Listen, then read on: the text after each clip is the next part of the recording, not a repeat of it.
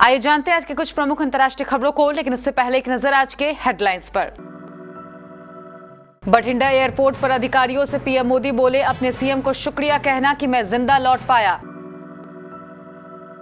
आज देश में मिले कोरोना वायरस के एक दिन में 58,000 मामले। नीतीश सरकार में कोरोना विस्फोट, दोनों डिप्टी सीएम 2 अन्य मंत्री मिले कोविड पॉजिटिव। झारखंड में बड़ा हादसा, पाकुड़ में गैस सिलेंडर भरा ट्रक बस से भिड़ा, 15 लोगों की मौत। बुल्ली ऐप मामला, उत्तराखंड से एक और गिरफ्तारी, कोटद्वार के युवक को अपने साथ ले गई मुंबई पुलिस। कोरोना का असर, कांग्रेस ने 2 हफ्ते के लिए यूपी में रैलियों और कार्यक्रमों पर लगाई रोक। अमेरिका में एक दिन में 15,22,000 लोग कोरोना से हुए संक्रमित। बजाज ने लगाया तेजी का चौका, सेंसेक्स 367 अंक चढ़ा, निफ्टी 17,925 पर बंद। सिद्धार्थ के निधन पर बोली शहनाज गिल, उन्हें कुछ काम था तो साथ नहीं रह पाए, कहीं जन्म ले चुके होंगे। और साउथ अफ्रीका की दूसरी पारी शुरू, जीतने के लिए चाहिए 240 रन। पंजाब में प्रधानमंत्री नरेंद्र मोदी बुधवार को सड़क मार्ग से जाते समय एक फ्लाईओवर पर 15 से 20 मिनट के लिए उस वक्त फंस गए जब कुछ प्रदर्शनकारियों ने रास्ते को अवरुद्ध कर दिया। केंद्रीय गृह मंत्रालय ने इस घटना को प्रधानमंत्री मोदी की सुरक्षा में गंभीर चूक करार दिया है। सूत्रों के मुताबिक दिल्ली लौटते समय पीएम मोदी ने बठिंडा एयरपोर्ट पर अधिकारियों से कहा, अपने सीएम चरणजीत सिंह चन्नी को थैंक्स कहना कि मैं बठिंडा एयरपोर्ट तक जिंदा लौट पाया। गृह मंत्रालय ने एक बयान में कहा कि प्रधानमंत्री नरेंद्र मोदी की पंजाब यात्रा के दौरान गंभीर सुरक्षा खामी के बाद उनके काफिले ने लौटने का फैसला किया। बयान में यह भी कहा गया है कि मंत्रालय ने पंजाब सरकार से इस चूक के लिए जवाबदेही तय करने और कड़ी कार्रवाई करने के लिए कहा है। जिस वक्त यह घटना हुई उस वक्त प्रधानमंत्री बठिंडा से हुसैनीवाला में राष्ट्रीय शहीद स्मारक की ओर जा रहे थे। देश में कोरोना वायरस के मामले जिस तरह बढ़ रहे हैं उसे देखते हुए लग रहा है कि अब इसकी रफ्तार बेकाबू हो चली है।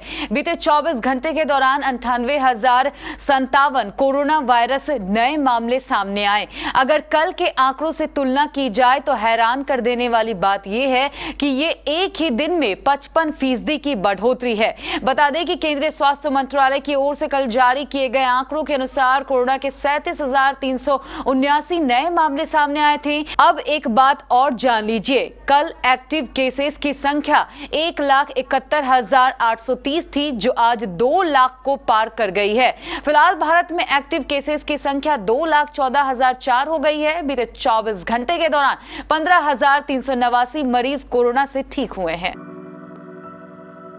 बिहार में कोरोना वायरस के मामलों में तेजी देखी जा रही है। बिहार के दोनों उप मुख्यमंत्री तारकिशोर प्रसाद और रेणु देवी कोरोना पॉजिटिव पाए गए हैं।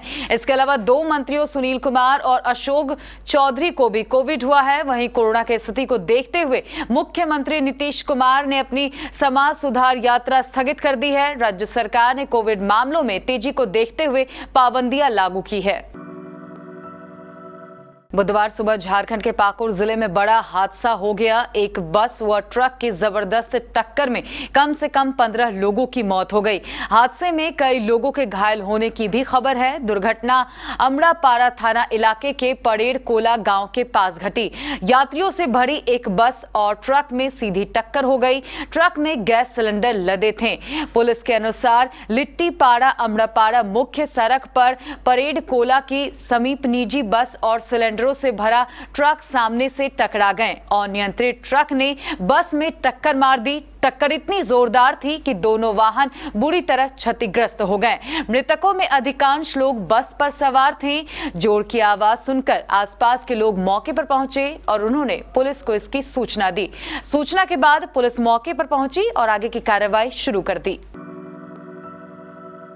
बुल्लीबाई ऐप प्रकरण में मुंबई साइबर पुलिस ने कोटद्वार के शिब्बू नगर निवासी 21 वर्षीय युवक को उसके घर से गिरफ्तार किया है। पुलिस ने उसका मेडिकल कराकर कोर्ट में पेश किया, जहां से ट्रांजिट रिमांड पर पुलिस आरोपी युवक को लेकर मुंबई रवाना हो गई है। मुंबई वेस्ट साइबर पुलिस थाने के उप निरीक्षक अमर कामले ने बताया कि मुंबई की एक महिला ने उसकी फोटो में आपत्तिजनक कमेंट कर ट्विटर पर डालने की शिकायत दर्ज करवाई थी।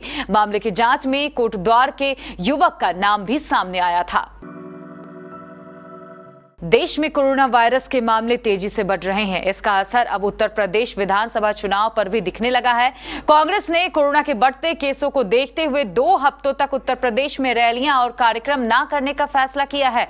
अन्य राज्यों में स्थिति को देखते हुए फैसला लिया जाएगा। कांग्रेस महासचिव केसी वेणुगोपाल ने कहा कि कांग्रेस पार्टी देश में कोरोना के बढ़ रहे केसों के चलते चिंता में है। उत्तर प्रदेश कांग्रेस ने 2 हफ्तों तक राज्य में रैलियां न करने का फैसला किया है। इसके बाद स्थिति का जायजा लेकर आगे का फैसला लिया जाएगा। क्रिसमस की छुट्टियों के बाद ओमिक्रॉन के बढ़ते मामलों के बीच अमेरिका में एक दिन में 15,22,000 लोगों के कोविड-19 से संक्रमित होने की सूचना दर्ज की गई है। यह संख्या पूरी दुनिया के दैनिक मामलों के जोर से भी ज्यादा और पिछली लहर की तुलना में 3 गुना अधिक है।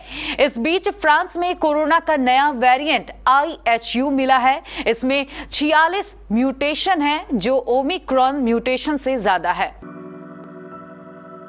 बाजार में आज लगातार चौथे दिन तेजी देखने को मिली है। सेंसेक्स आज 367.22 अंक यानी 0.61% की बढ़त के साथ 60,223.15 के स्तर पर बंद हुआ। वहीं निफ्टी 120 अंक यानी 0.67% की तेजी के साथ 17,925.25 के स्तर पर बंद हुआ है। आज के कारोबार में IT, मीडिया और फार्मा को छोड़कर सभी सेक्टोरल इंडेक्स हरे निशान पर बंद हुआ। निफ्टी के IT इंडेक्स में मुनाफा वसूली के चलते करीब 2% की गिरावट देखने को मिली।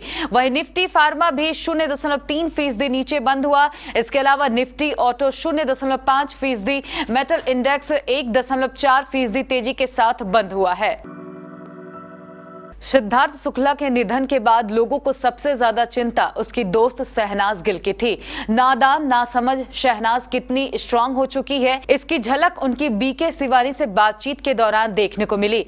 शहनाज ने न केवल सिद्धार्थ के निधन पर बात की, बल्कि लोगों को भी समझाया कि उन्हें किसी के जाने के दुख में खुद को क्यों नहीं मारना चाहिए।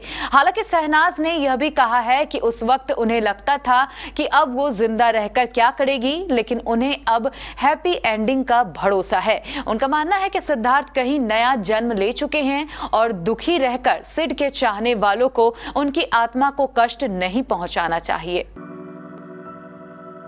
भारत और दक्षिण अफ्रीका के बीच 3 मैचों की सीरीज का दूसरा टेस्ट मैच जोहानिसबर्ग में खेला जा रहा है। तीसरे दिन भारत ने दूसरी पारी में 266 रन बनाए। 240 रनों के लक्ष्य का पीछा करते हुए साउथ अफ्रीका ने बिना विकेट खोए 25 रन बना लिए हैं। मेजबान टीम की तरफ से ओपनिंग करने कप्तान डिन एल्गर और एडेन मार्करम आए हैं। भारत की तरफ से दूसरी पारी में चेतेश्वर पुजारा ने 53 और अजिंक्य रहाणे ने 58 रन बनाए। हनुमा विहारी 40 रन बनाकर नाबाद रहे। साउथ अफ्रीका की तरफ से कगिसो रवाडा, लुंगी एनगिडी और मार्को जैनसन ने सर्वाधिक 3 विकेट लिए।